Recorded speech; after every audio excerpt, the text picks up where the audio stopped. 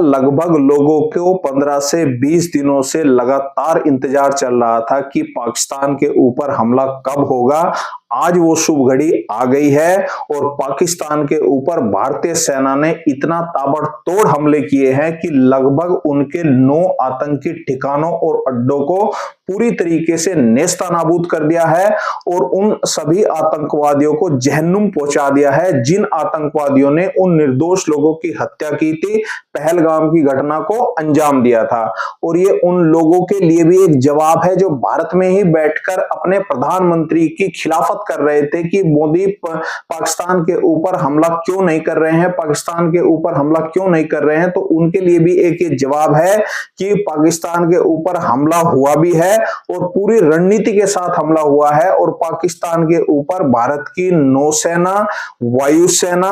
और थल सेना ने पूरा एक जॉइंट ऑपरेशन किया है और पाकिस्तान के पीओके में जितने भी आतंकवादी अड्डे चल रहे थे और खास तौर से जैसे मोहम्मद के अड्डे, जो आतंकवादी अड्डे थे, उनके ऊपर भारत ने एक सटीक आक्रमण किया है और उन्हीं आतंकवादी अड्डों के ऊपर भारत ने हमला किया है जिन आतंकवादी अड्डों से भारत के ऊपर हमले की हमेशा योजना बनाई जाती थी, वहां पर मीटिंगें हुआ करती थी और वो पूरी तरीके से जैशे मोहम्मद के लॉन्च पैड थे। और ये वही जैशे मोहम्मद है जिसका मुखिया ये अजहर मसूद है। इसी अजहर मसूद को भारत ने तब छोड़ा था जब कंधार में विमान को, भारतीय विमान को हाईजैक किया गया था, तब ये अजहर मसूद भारतीय जेल से छूट गया था और इसी अजहर मसूद ने मुंबई हमलों की भी साजिश रची थी, हाफिज सईद के साथ इसने साजिश रची थी। और आज कमाल की बात आप देखिए कि उसी अजहर मसूद के घर के परिवार के 14 से ज्यादा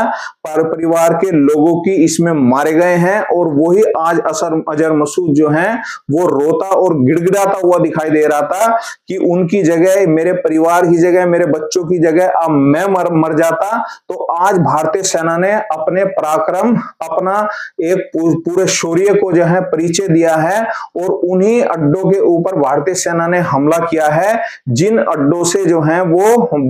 भारत के ऊपर लगातार हमले हो रहे थे, क्रॉस बॉर्डर टेररिज्म फैल रहा था। उन्हीं आतंकवादियों को भारत ने एक जहन्नुम में पहुंचा कर रख दिया है। अब इसमें बात आती है पाकिस्तान की सेना की। तो पाकिस्तान की सेना जो गीदड़ भभकिया दे रही थी कि हम भारत को करारा जवाब देंगे, हमारे पास परमाणु बम है, हमारे पास एक पूरी तरीके से जखीरा है परमाणु बमों का, अगर भारत ने ये हिमाकत की तो हम भारत के ऊपर परमाणु बम छोड़ देंगे और भारत को तबाह कर देंगे। तो आज उनके परमाणु बम पूरी तरीके से सुरक्षित स्थान के ऊपर रखे हुए हैं और उनकी जो है वो पूरी तरीके से तबाही भारत ने ला दी है। और ये पूरा एक ऐसा हमला था जो पाकिस्तान के ऊपर लगभग 50 से 52 साल बाद हुआ है और लगभग भारतीय सेना 100 किलोमीटर अंदर पाकिस्तान के गई और जाकर जो है वहां पर उसने हमले किए और मुदीर के वो एक शहर जो लाहौर से लगभग 40 ही किलोमीटर दूर है,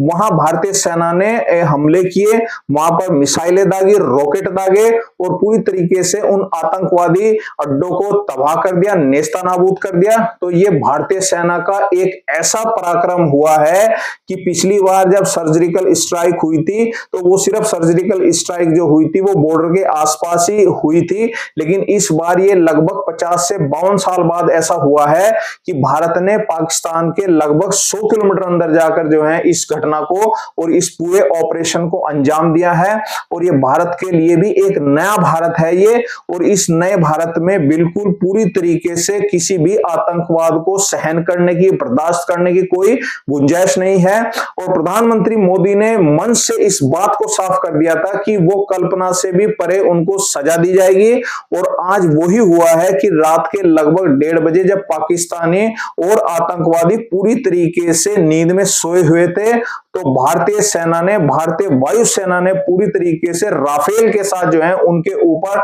हमले किए और वो जब सुबह उठे उठे तो जहन्नुम में वो पहुंच गए थे। तो इसीलिए ये भारत का एक पराक्रम है और धन्यवाद है प्रधानमंत्री मोदी को कि उन्होंने जो कहा वो करके दिखाया। और ये उन